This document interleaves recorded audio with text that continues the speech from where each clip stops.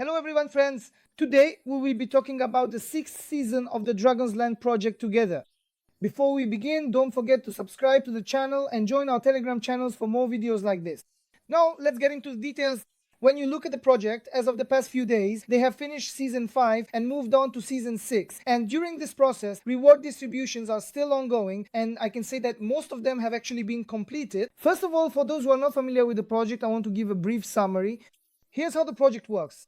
We have cards here, and by leveling up these cards and unlocking them, we build our own decks. With the decks we create, we complete battles here and earn trophies. With the trophies we earn, we try to climb as high as possible in the ranking section here. The higher we climb each season, the more Dragonz token airdrops, or rather the more Dragonz tokens we earn.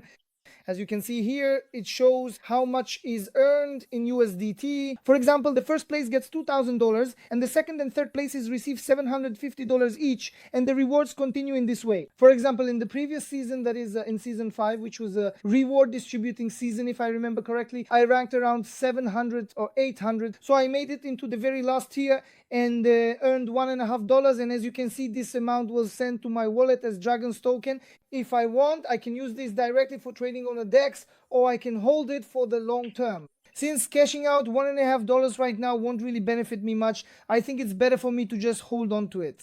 Other than that, if you look at it, for example, if I had made it into the top 500 or the top 200, I could have earned more attainable rewards. So how do we get into these rankings? As I mentioned, to get into the rankings, you need to collect as many trophies as possible as quickly as you can in these battles, and here you can't earn more than 20,000 trophies. As you can see here, for example, those who are currently at the top of the rankings have reached 18,000 trophies. Here, after someone reaches 20,000 trophies, for instance, that person will take the first place and won't be able to drop from the top spot after that. In this way, the more trophies you grind until the end of the season, the better you can maintain your position in the rankings. Right now, there are a total of 17 days left until the end of this season, and there's also an extra feature in this season.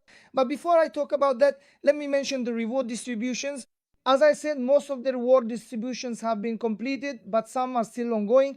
A total of $30,000, $400,000 has been distributed this season, and 10,000 users have been rewarded from this.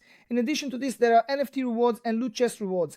This will also be distributed to users soon. If you don't know about these loot chests when you enter the game, if you make it into the top 3,000, which you can easily do if you play actively, you become eligible. You are given a chest that allows you to earn extra cards, and this gives you the option to start the new season with more cards. That's how I can put it. Now, if you look at it, last season a new mechanic was added to Dragon's Land. Each season a certain group of cards will be strengthened. This season, the group of cards called Spirit was strengthened, and when you use these cards in your deck, you gain an extra faction bonus, which actually increases the power of your deck, I can say. When we go to the card section here, the Spirit faction is already listed at the very top. When you come here, for example, you can view the cards. You need to unlock the level of these cards here. And for example, there's a newly added card right here. Here, for instance, it's asking me for quite a lot, like 100 million of something right now. Actually, I had unlocked a few levels, and if I'm not mistaken, you can unlock them using these gold coins. For some of them, they're used for in-game purchases. You might need these diamonds. But for this one, you can only spend and unlock its level using just this gold coin. And when you unlock it, I can say that you'll get a powerful card that also has a bonus. Apart from that, by unlocking other cards and using them in your deck, you can also gain additional bonuses here. For example, if you add 2 cards from the Spirit faction, you get a 70% extra faction bonus based on the strength of your deck. So for example, if your deck has a power of 100 and you gain an extra 70 faction bonus, it basically means you're boosting your deck by about 1.5 times, or at least by half. So it speeds things up significantly. That's the logic behind it. Other than that, I assume most of you are already familiar with the battle mechanics here. When I'm doing battles here, I usually, let's just fast forward through this battle right away. Usually the battles make us wait quite a bit. As you can see, it really keeps us waiting like this. Since I don't really like this waiting phase, I prefer to do the battles quickly, and at the same time, I choose to get premium so I can claim the best rewards from the reward section over here. For premium, this season we're required to spend 1,500 diamonds. In previous seasons, this was 800. At one point, it went up to 1,200. Now it's become 1,500. My guess is that In the next season, this number will be reduced again. But for this season, it looks like it's 1,500. When we click buy hero, let me mention this too previously, you could only claim the premium rewards here if you bought premium. So let's claim these together as well. In addition to these premium rewards, battles used to be much faster.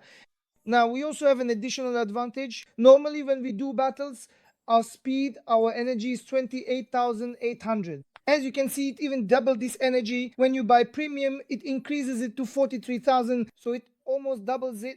And this allows you to do more battles in a single go. So I can say that you become more advantaged. In other words, they have increased the value of the premium in a way. Along with this increase in value, they've also raised its value in terms of diamonds. But as I said, I personally think there will be a balancing adjustment for that. From this point on, what we need to do is, just like in previous seasons, participate in battles like this and strengthen our deck as much as possible. Also, let me mention an upcoming feature. For example, here we earn tokens from Dragon's Land.